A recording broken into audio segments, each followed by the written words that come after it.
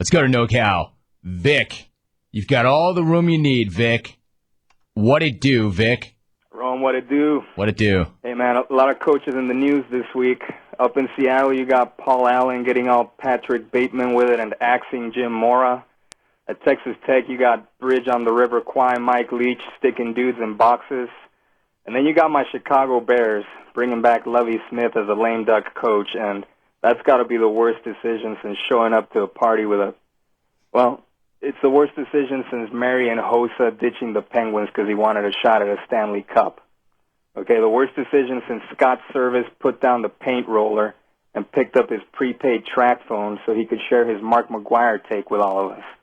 Oh, by the way, man, the only thing missing from that McGwire so-called confession was for him to pull a Sammy Sosa and say that the roids he took were just batting practice roids.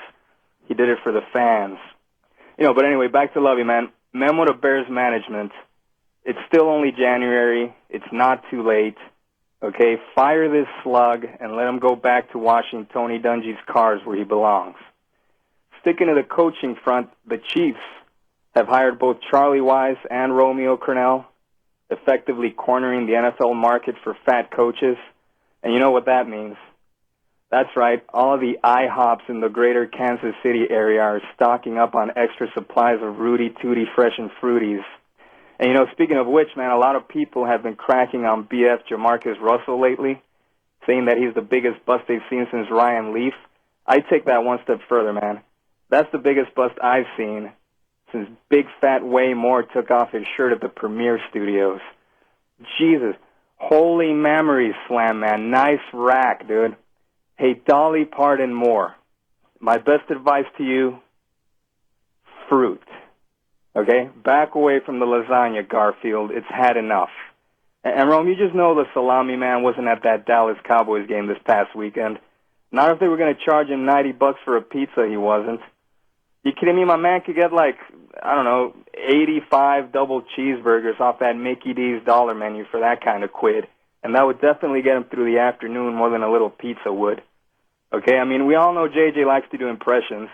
I can totally see him busting out his John Malkovich right after he's done vacuuming that $90 sausage supreme.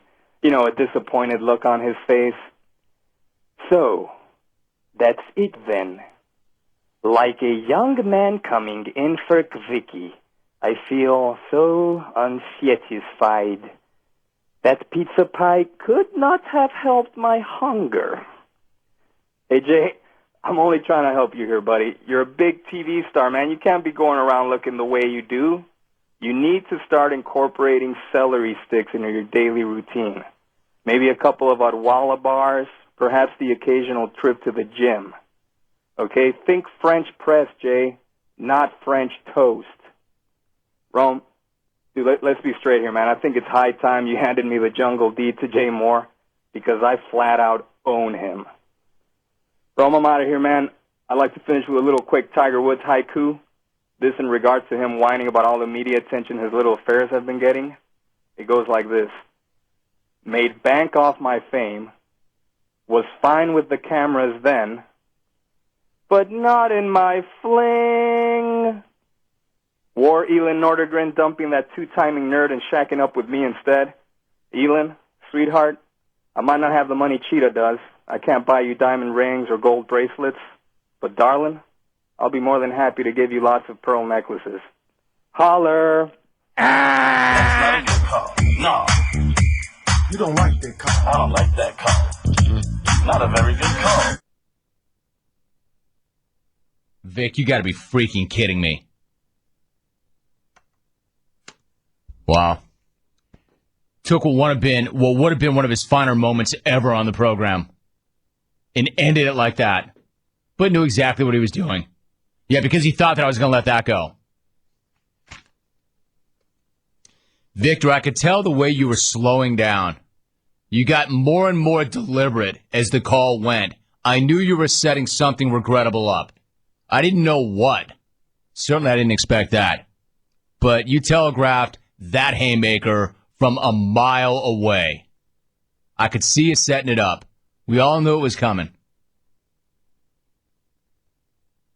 Others try and speed up to jam something in there, but I could see him slowing down, getting more and more deliberate, trying to stack his so-called advantages, setting up that one punch.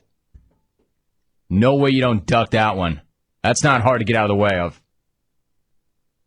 Vic. I mean, Vic, even for bad clone caller standards, that's juvenile and unacceptable. And you know that, Vic. You know that. But of course, he was going to say what he was going to say about, quote, way more before he got to that and got run. Hey, Vic, you're the Mike Vrabel of the jungle. You only catch touchdowns. You don't come with that garbage. I'm not even being funny, Vic. I mean, come on, man.